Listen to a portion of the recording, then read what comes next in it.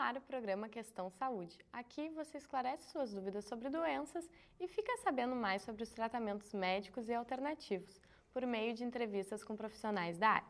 No programa de hoje, vamos falar sobre os problemas ambientais provocados pelo modelo atual de produção de alimentos e como eles refletem na nossa saúde. Quem vai responder as nossas dúvidas é o professor do Centro de Ciências Rurais da Universidade Federal de Santa Maria, Cleiton Hillig. Olá, Cleiton, seja bem-vindo ao programa. A repórter Maite Vallejo foi até o supermercado para saber se as pessoas costumam consumir mais produtos industrializados ou naturais. Dos produtos naturais até os enlatados, o supermercado oferece uma gama de opções. A questão é, as pessoas consomem mais produtos orgânicos ou industrializados? A gente prefere natural, mas acaba que cai no industrializado, né? Porque, por exemplo, nesse mercado é complicado para te achar verdura boa. Então, tu acaba mais no enlatado e no industrializado. Natural. Por quê? Acho que é mais saudável, sem conservantes, tantos, né, que nem os outros. Infelizmente, mais industrializado. Porque é hábito? Não, pela praticidade mesmo. Produto natural. Por quê? Porque os outros têm conservante, né? E o natural não tem. Eu compro mais naturais. Por quê? Que é melhor, né? Eu acho melhor. Bom, a gente viu no vídeo que muitas pessoas elas preferem consumir produtos mais naturais do que industrializados, apesar da falta de tempo, né? Hoje a gente pode dizer que os alimentos que a gente consome eles são realmente naturais? Onde é que está o natural, né? Onde é que eu vou encontrar uma coisa natural? Só na natureza. Dentro de um supermercado, o que eu encontro não é natural. É extraído da natureza e colocado ali. Existe uma ideia muito boa, que eu acho que se refere a isso, que é a ideia de natureza humanizada. A natureza artificial, aquilo que o ser humano... Porque o ser humano constrói sobre a natureza e constrói sua própria natureza. Então, o alimento natural que você encontra no supermercado é um alimento da natureza artificial, da natureza humana. Muita coisa é extraída da natureza e sofre pouco beneficiamento, mas não é mais a natureza. A natureza vai encontrar na natureza, vai na horta, vai no mato, e ali tu encontra a natureza. E ainda assim, tu já humanizou ela só de chegar ali. Então, mesmo ali na horta, eu já vou ter inserido a química, a genética, as tecnologias de produção. Então, a ideia de natural é uma aproximação. A gente tem uma aproximação da natureza, uma aproximação maior da natureza. E como eu acho que o problema central é o afastamento do ser humano da natureza, aqueles que buscam o alimento natural, pelo menos estão se aproximando mais da natureza. Mas a gente não consegue mais entrar lá dentro e vivê-la. Como poderia ser produzido um alimento natural? Só se tu tiver um cultivo caseiro ou se for produzido sem químicos? A definição do alimento natural passa por essa definição aí. Então, eu acho que a gente tem tentativas de aproximação ao alimento natural no processo produtivo. Eu acho que as experiências agroecológicas, orgânicas, da alimentação natural, da agricultura biodinâmica, né, são boas experiências. E a base fundamental disso é a busca da não adição de produtos químicos que são distantes da natureza, que são próprios da natureza humanizada, ou seja, próprios da produção industrial e que, sinceramente, não servem como alimento. São aditivos, eles não alimentam, eles estão ali para cumprir outras funções que não é alimentar. Né? E muitos deles representam riscos graves à saúde, gravíssimos, e aí eu precisaria de ajuda dos profissionais da saúde para tratar disso.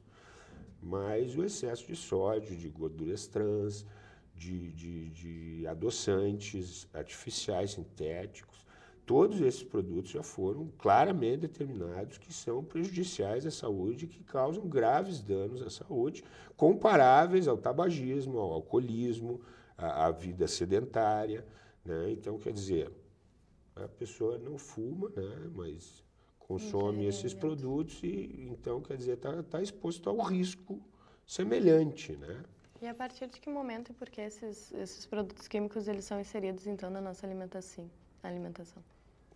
A gente sempre adicionou produtos químicos nos alimentos, né? Assim que o ser humano se torna sedentário, ele começa a produzir e a mexer nas coisas, né? Mais.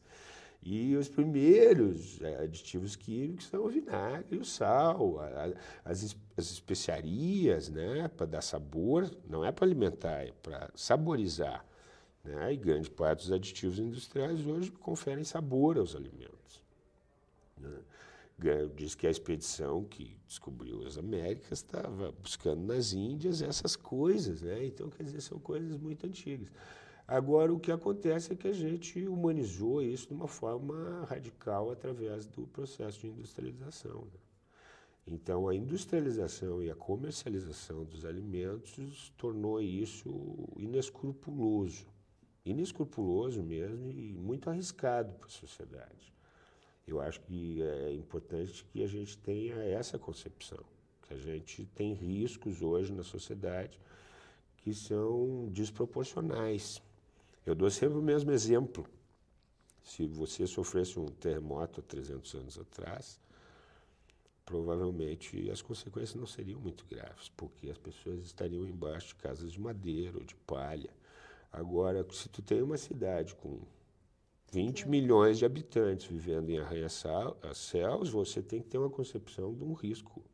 É um risco... É a produção em grande escala de alimentos.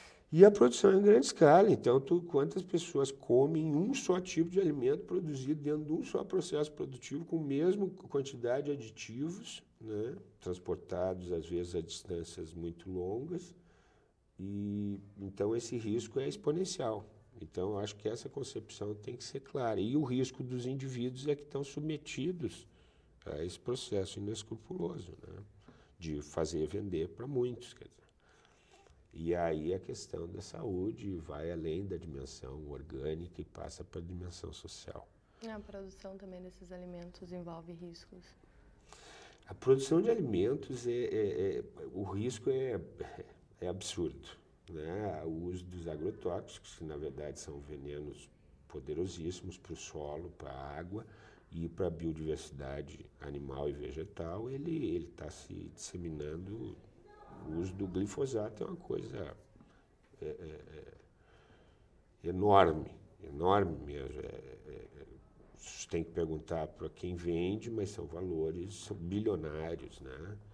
São mercados muito grandes. E isso gera, então, um risco exponencial, porque é muita terra, muita água, muitas pessoas, né? E isso, então, essa escala economicamente, digamos assim, favorável, né, ela se torna ambientalmente muito arriscada. E o risco dos indivíduos é que estão submetidos a um sistema onde o indivíduo, a escala é exponencial, o indivíduo não tem muita importância. A gente vai continuar, então, no próximo intervalo, falando sobre isso. A gente faz um breve intervalo. No próximo bloco, saiba mais sobre a produção de alimentos. Não saia daí.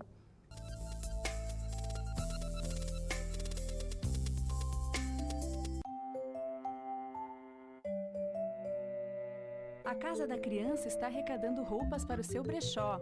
Sua doação vai colorir muitas vidas.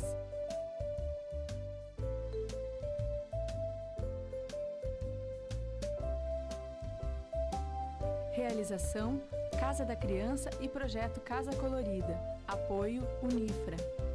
Pontos de arrecadação: Totem Vestibulares e Unifra.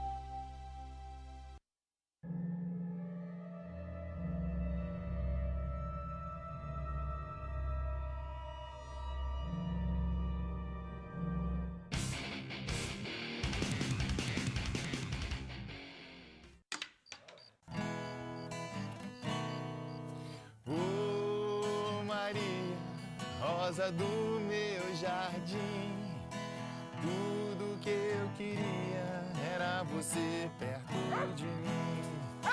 Oh, Maria, la la la la la. Existem momentos em que a gente não pode errar. Na hora de votar, não esqueça os números dos candidatos e a sequência da votação.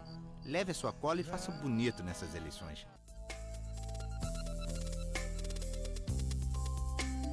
Estamos de volta com o professor do Centro de Ciências Rurais da Universidade Federal de Santa Maria, Clayton Hillig, que hoje está tirando nossas dúvidas sobre os malefícios que o atual modelo de produção pode trazer para o meio ambiente e para a nossa saúde. Então, a gente estava falando no outro bloco, assim, quais são os malefícios, né, que esse modelo de produção ele pode causar para o meio ambiente que se refletem na nossa saúde também? Eu acho que a questão da produção e do consumo, né, são os dois pontos. Na produção, a questão do uso dos agroquímicos, dos agrotóxicos, do melhoramento genético, da transgenia e da perda de biodiversidade com os monocultivos, né? Mas o que a gente percebe que as pessoas se sensibilizam mais, porque essa questão alimentar, assim como qualquer questão ambiental, depende muito da sensibilização das pessoas. As pessoas se sensibilizam mais com a questão da contaminação dos alimentos com os agrotóxicos. Isso é realmente verdadeiro e é um risco absurdo. A maior parte deles são cancerígenos, né? E, obviamente, existem planos de segurança para isso, quer dizer, então tem períodos de carência, onde os agrotóxicos seriam eliminados, mas é que em função de ser um produto de escala, de ser um commodity, as pessoas realmente não se preocupam muito e não existe uma fiscalização nesse sentido. Então, o risco de contaminação de alimentos por agroquímicos, por agrotóxicos, produtos venenosos é muito grande e o pessoal acho que já tem consciência disso. E isso também, a contaminação da água e do solo e também do ar, isso é mais grave, né? Eu falei na questão da contaminação de alimento, porque isso é o que sensibiliza mais as pessoas por causa da questão do individualismo, né? É a parte que me cabe. Mas a contaminação da água, do solo e os monocultivos, o uso de agroquímicos está vinculado à grande produção de commodities. Veja, é diferente você produzir um alimento ou produzir um commodity, um produto de mercado. O alimento tem que ser encarado além de um produto. O alimento se trata de uma questão de solidariedade, de afeto, o ato de alimentar-se, né? Inclui afeto, inclui quem não quer comer na casa da mãe.